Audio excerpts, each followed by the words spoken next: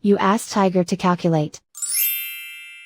This deals with linear inequalities with one unknown. The final result is x greater than -10.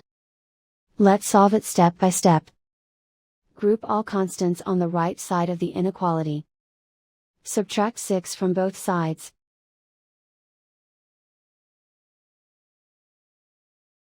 Simplify the arithmetic.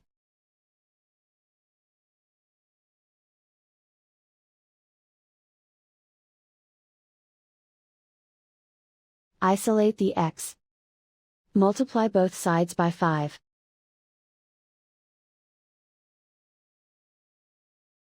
Group like terms.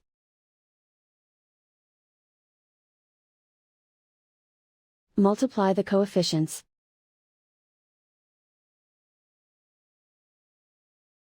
Simplify the fraction.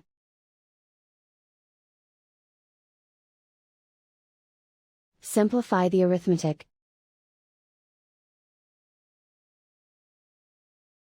Plot the solution on a coordinate grid. And so the final result is x greater than -10.